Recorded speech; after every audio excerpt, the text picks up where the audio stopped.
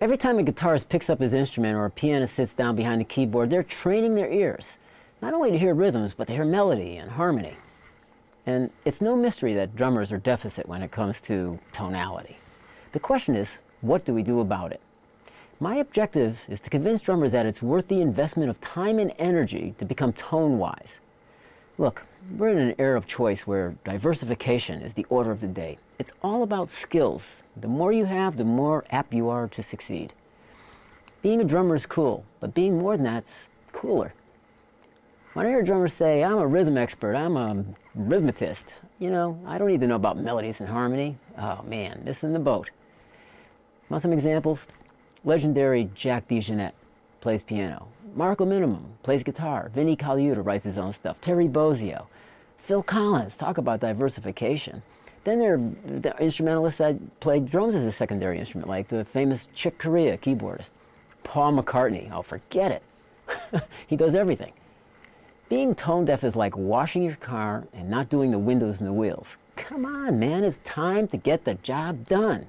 I started, well, producing drum videos in the 80s. We invented the drum tuning video, and at that time, for all the positive responses we received from drummers, they continue to complain that they still can't tune their drums. And I am dead certain now that tonal relationships and pitch recognition are the obstacles. So think about it. We're able to memorize, internalize, call upon at will, complex rhythms, four-way coordination, song form memorization, physical contortionism, but we're not able to memorize 4 intervals. Count them, 4. Do ba do dee do da do dee. Thirds, fourths, and fifths. It's what we tune our drums to. It's called tonality. They're the fundamental building blocks of musical tone. And the funny thing about it is that most of us were exposed to this by 3rd grade. Remember the song flutes? All those corny songs and scales? We just forgot about it because it didn't apply at the time.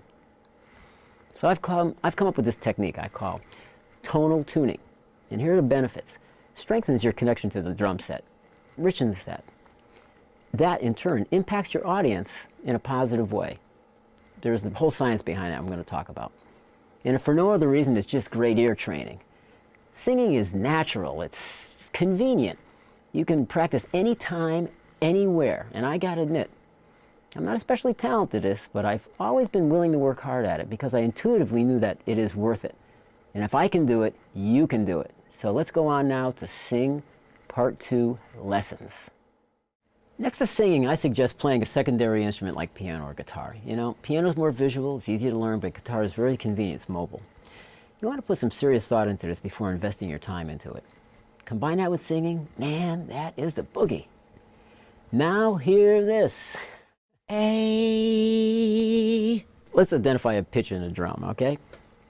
Strike the drum, not with a drumstick, because the drumstick will create multiple pitches. Use the tip of your finger and tap it very lightly and sing as quickly as you can.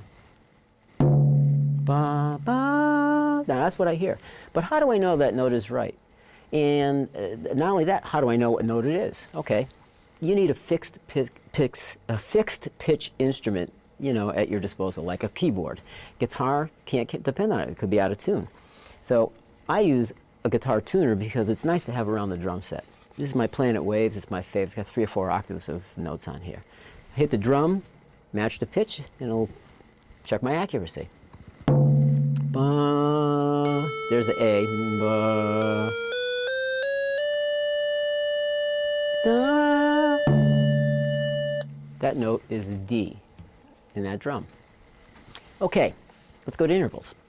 The distance between 2 notes, intervals. You want to memorize 4 basic intervals: thirds, fourths, fifths, and octaves. And here's how I did it. I used melodies from familiar tunes that I know really well. I mean, they could be corny tunes, but as long as they're embedded in your mind, it works.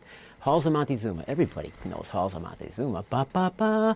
That's the root, third, fifth. Ba, ba, ba, ba, ba, ba, ba, and octave. For fourths, I used the Wedding March.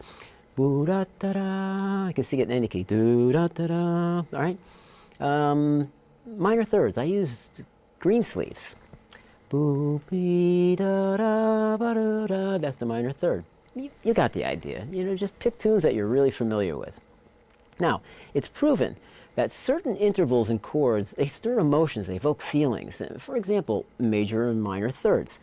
The Halls of Montezuma, pa pa pa pa, exuberant, powerful, inspirational.